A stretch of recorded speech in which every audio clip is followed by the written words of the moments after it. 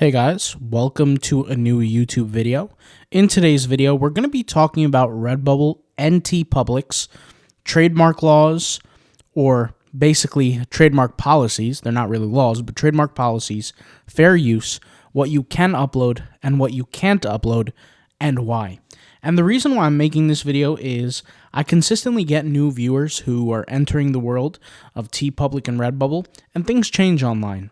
And I wanted to go ahead and make these videos because it will help you guys who are getting started in TeePublic, in Redbubble, and it will answer some questions that maybe you don't know that you necessarily answer to, or you're curious to know. With TeePublic and Redbubble, guys, you probably have all seen it. There are some designs that you're probably scratching your head, asking yourself, why am I seeing these designs on this platform? Why am I seeing pictures of Superman or Mickey Mouse or things that are clearly owned by other companies and entities? I'm going to be answering those questions today. And I'm also going to be answering the question of why are people stealing your work? Why are they utilizing designs that you maybe used before? All these things, guys, you'll be finding out today. All right, so let's go ahead and get into it. So first thing I'm going to do is I'm going to show you a few designs that could potentially fall under the case of copy theft. All right, so let's go ahead and show these. So by the way, I wanted to also state that all these designs here that I'm showing were specifically taken from an ad through TeePublic. And this is an ad that I found on my Facebook account that was a retargeting ad. And retargeting ads are created basically on purpose. They're not something that are automated. They're on purpose. They're not regular Google search ads or shopping ads. They're not the same. They are specifically picking these products for people to see if they have visited TeePublic before in the past. And these products that I'm showing you are in the top 100 list of the best-selling items. So let's go ahead and take a look at them. So here on the left, you have a Wendy's type shirt. This is a playoff on Wendy's, the brand, okay? You could see here it has the style of Wendy's, the font, almost like a template of Wendy's. The logo is slightly altered, but anybody can tell this looks like Wendy's, okay? This t-shirt here is a John Wick t-shirt. If you're familiar with the movie John Wick, he had a dog. His dog got shot, basically, or killed. Then he's basically chasing the people who did what they did to his dog, all right? Let's go ahead and keep scrolling down. Here's a basketball-themed one. You have Michael Jordan, which clearly he's wearing the Chicago Bulls jersey here. It says Jordan. It says 23. Here we have PJ Tucker, which is a basketball player for the Miami Heat.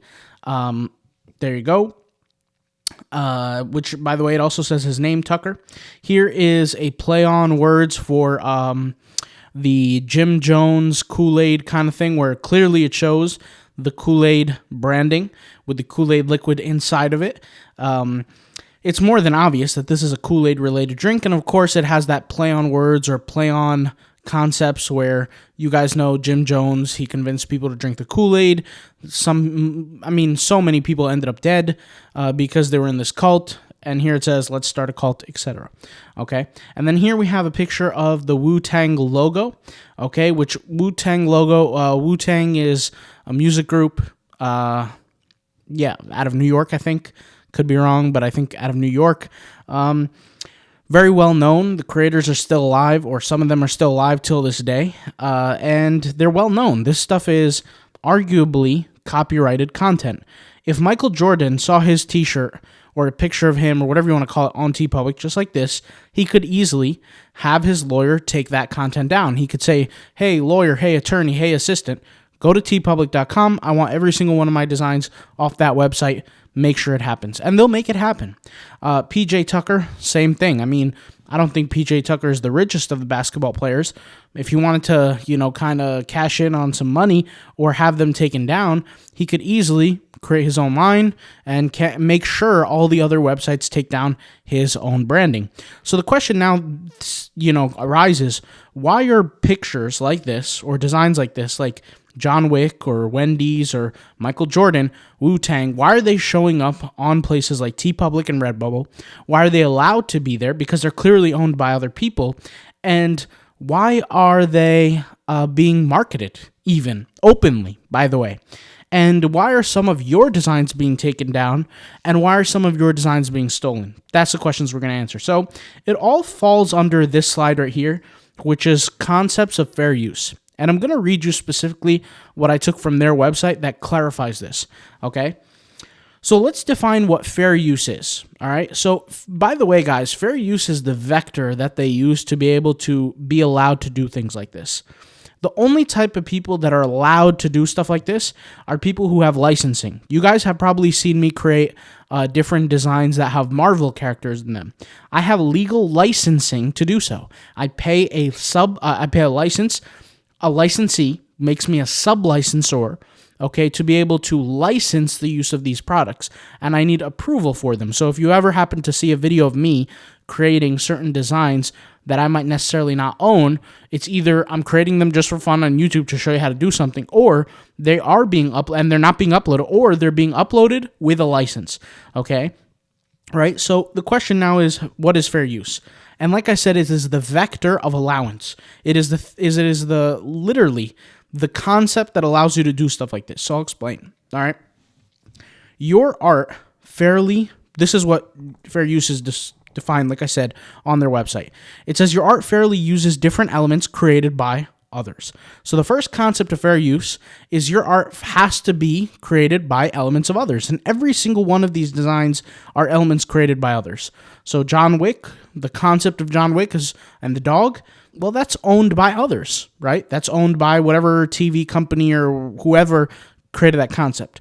The Wendy's logo, the Wendy's concept, the Wendy's template, that's owned by Wendy's, right?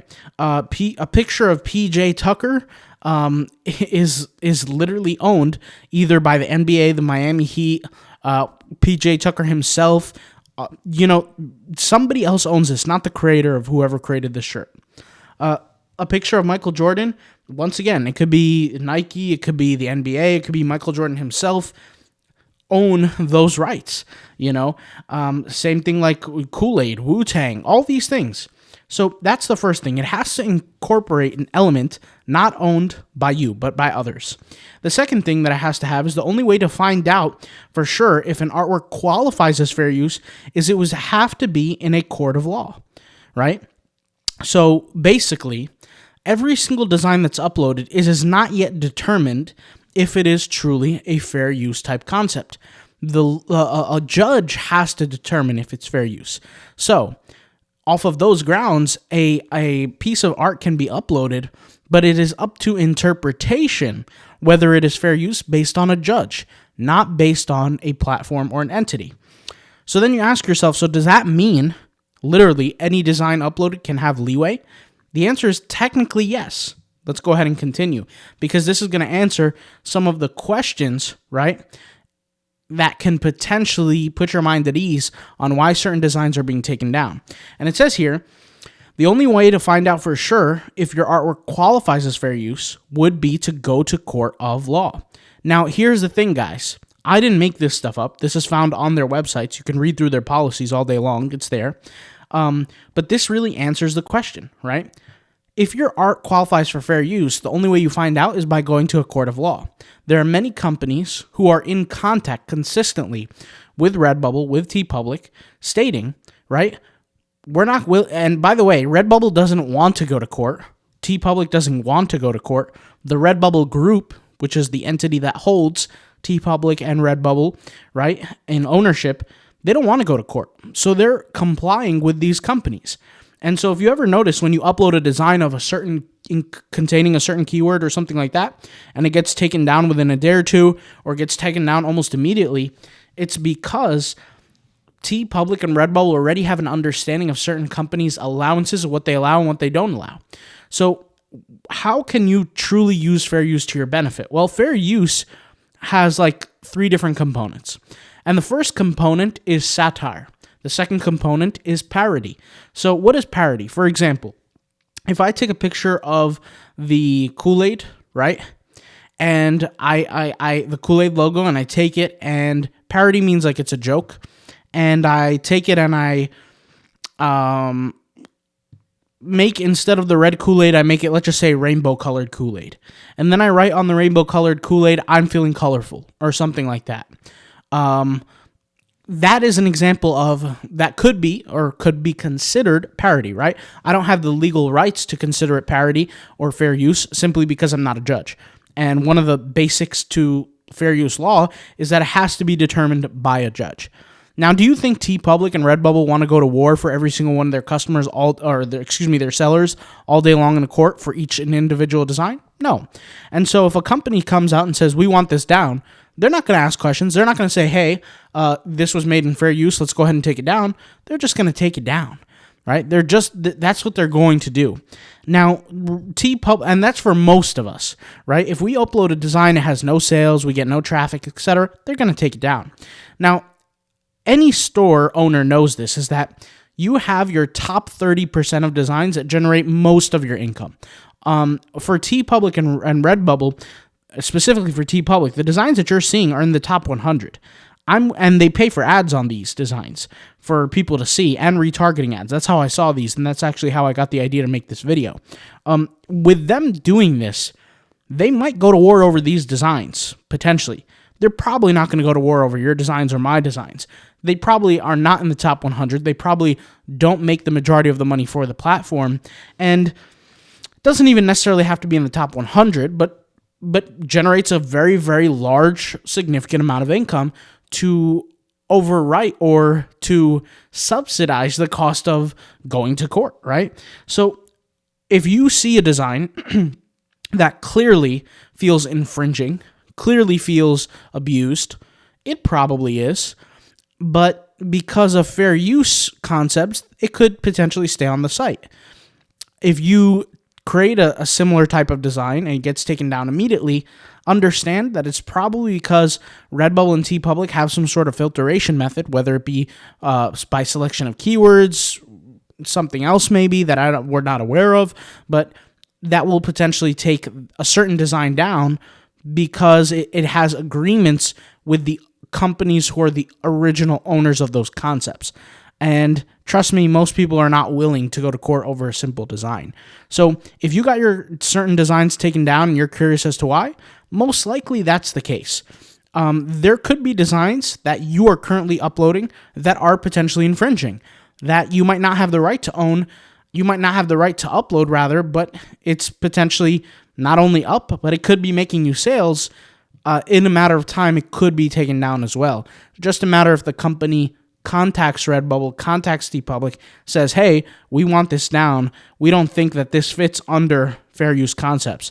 With that being said, guys, I would say, at least for me, it kind of feels a little weird to have a license for Redbubble and TeePublic because it almost feels like, okay, so I can infringe and it won't be a problem. But at the same time, I think it is important to do things the right way. And I do have licenses, so certain things I am allowed to upload. I'm not allowed to upload NBA type stuff, except for 2 teams. I think I spoke about this in my licensing video that I'm going to upload into the future. One of them is the Lakers. The next one is the New York Knicks. But once again, I'll probably release that video soon. I did already record it. But I won't be able to create something like a Michael Jordan or anything like that. But the point is I have certain licensing that allows me to do certain things. Most of my licenses that are approved are for my own private websites.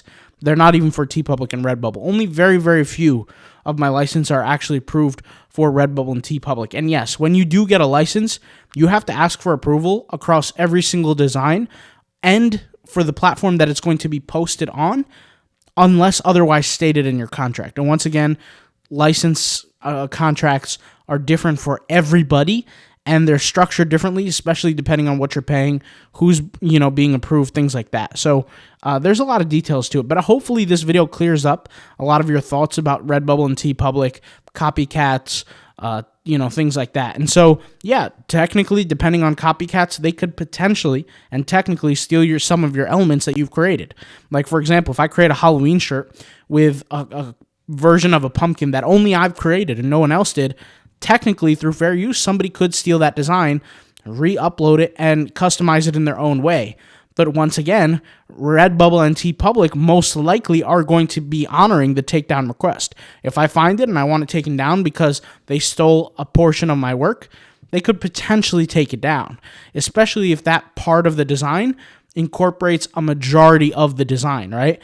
If it was just a tiny, tiny element, they're probably not going to take it down. Just depends on who's reviewing that ticket at the moment. Just depends on the situation. But hopefully, like I said, this answers a lot of your questions regarding this kind of stuff, and hopefully it helps out, all right? I'll talk to you guys later. Thank you guys for watching. Peace out. Bye.